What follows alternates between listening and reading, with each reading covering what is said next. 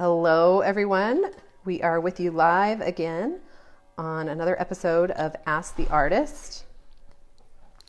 Do you wonder what you're looking at right now?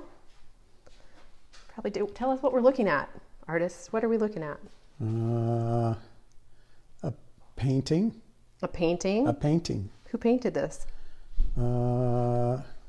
Someone I used to know. So today we've got a question. A question, yes. We're taking a question from a viewer in California. Allie asked us the question, I was wondering how you've settled into your particular style of art. So how did you settle into your particular style of art? The painting you were looking at is a very old piece. I must have painted probably close to 40 years ago. And it's very different from what I'm doing now. But I think experimentation is probably the answer to that question. You know, I looked as I went to the art galleries and museums I looked at work I really liked, especially John Singer Sargent, for example, is one of my favorite artists, and I love Richard Schmidt's work. I love Scott Christensen's work. There are a lot of artists, Matt Smith's work, a lot of living artists now whose work I really admire, but I have a tendency to gravitate towards the things I like. So I studied those works, and that of course became the direction my work went. But I've also always been a little forgetful? I was going to say rebellious, but I don't think that's the right term. I've always been a little forgetful. You've been a little bit spacey? So spacey is a really good one. I think it's a good idea to try to expand your horizons. That's one reason we'll talk sometime down the road about doing commissioned work. A lot of artists won't accept it. I love to do commissioned work if I think I can do it, because I think it expands my repertoire, my horizons. It lets me try new and different things that I wouldn't normally do. But I think it's great to try all kinds of things. 4 or 5 years ago, I decided I needed a hobby. So you needed a hobby because painting wasn't. Wait a minute. Well, that's not your hobby, right? That's your profession. Right. It's my work. But I decided I needed a hobby, so I took up painting contemporary or modern abstract paintings, which are completely different from the style I normally work. I normally work a more traditional landscape or garden, and in a fairly traditional style with the brush and the paint. There are all kinds of tools you can work with and a lot of different things that change the effect that you're getting. So experimentation, I studied with Sergei Bongar in Rexburg area, and I loved his work. It was looser and helped me to loosen up and to see things differently. So because you started out, obviously this is pretty loose, I guess, but here's another. You started out doing a lot of portraits, yes? I didn't do a lot. I did a few. I still do a few just for my own pleasure once in a while, but I stay so busy right now with the demands of the galleries for the gardens and the landscapes that I don't get to do it as much as I would like. Maybe I should make that my hobby.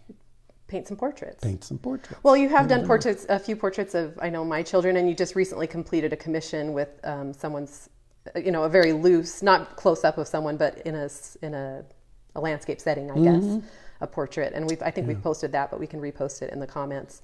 But let's walk over to your easel now. So we saw some of his very early works, and this week I'm putting together a progression. We're going to take some old pictures and just kind of see. Scary. Yeah. Well, it'll be fun. I think for a lot of us, especially artists, like to see, did he always paint like this? No, it started out very different. And I like to, when I'm working, when I was studying art, I like to paint on a piece, finish it, move to another piece, paint on it and finish it, so I could see the progression from piece to piece. I've met quite a few artists who work on one painting for a year or 2 or 3. I even met one who worked on a piece all 4 years of school. And I look at it and wonder, how did he know where he was going? I like to do one, another, and another, so I can see the progression from one to the next one, to the next one, to the next one. People ask me, what's your favorite painting? And I always say the next one. The next one. The next one. And so do you still work that way? You still I start still on do. one I and start one, I work it completely and finish it before I start another piece. And that's the way I work.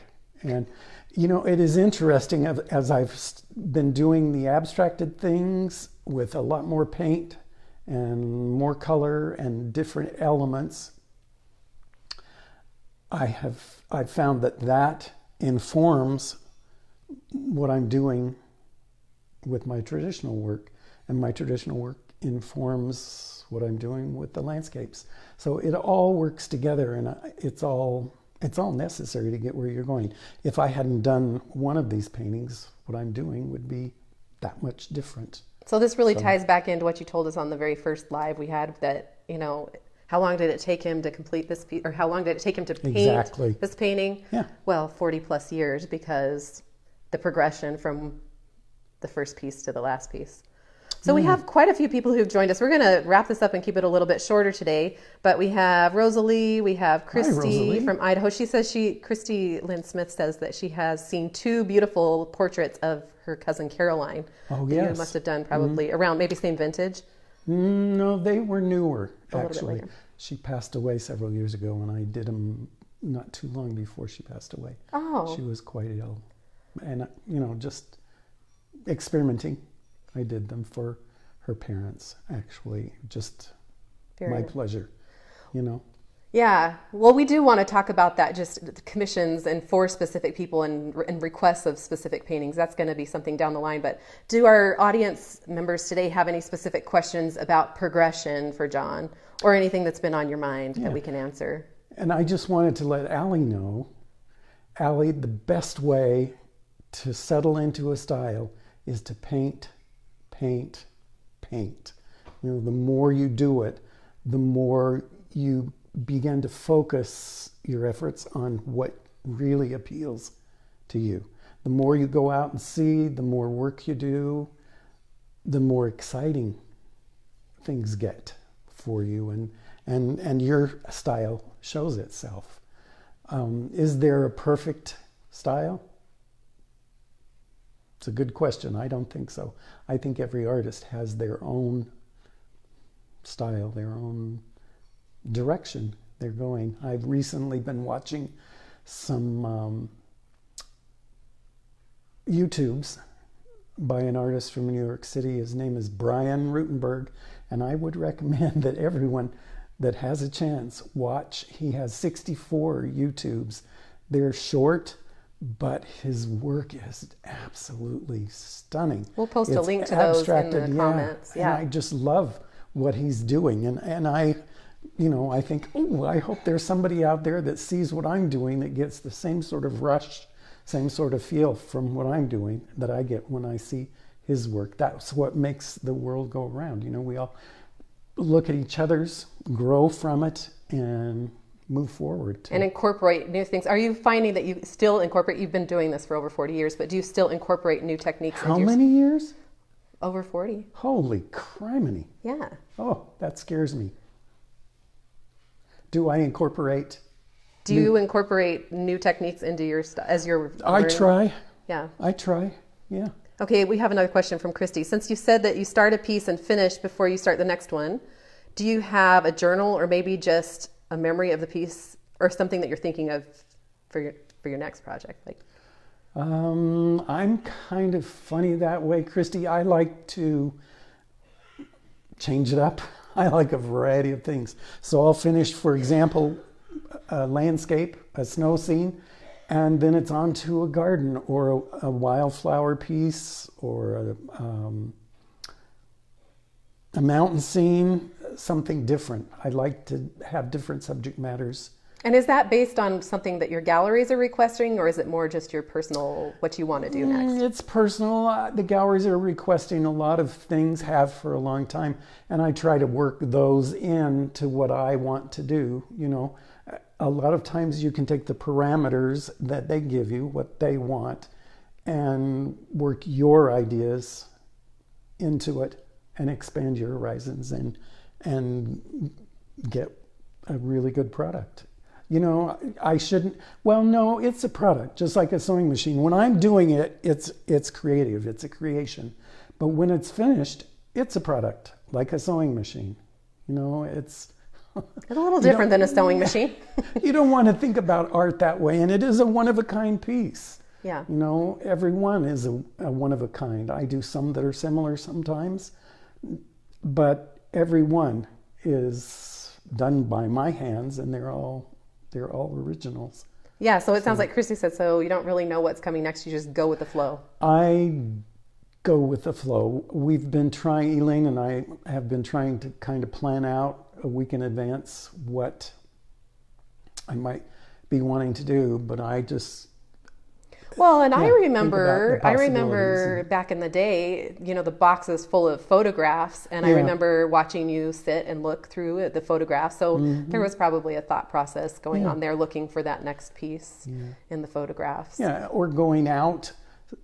When you take a trip, I'm always photographing, always looking for new subject matter, and that stimulates the creative process.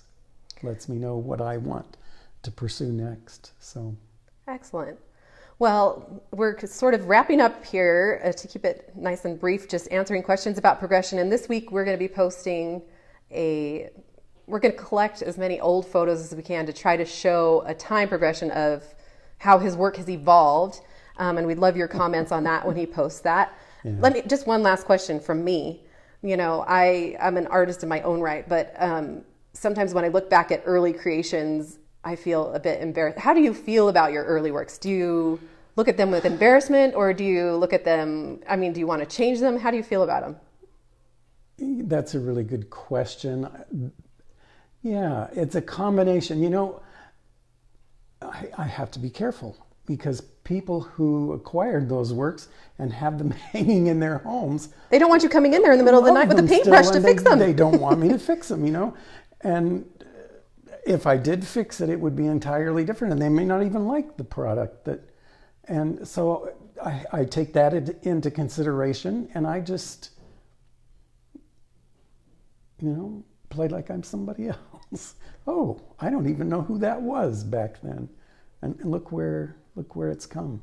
So, but I know if I hadn't gone through those paintings, if I hadn't done that work, I wouldn't be where I am now. So, and I'm hoping that where I am in another 40 years will be as far from that as far from what I'm doing now as I am from what I was doing when I started. Does that make sense? Yes. So what you're saying is, from this and all of these, way back to this, we'd like to see the same progression and see where that takes us. Yep.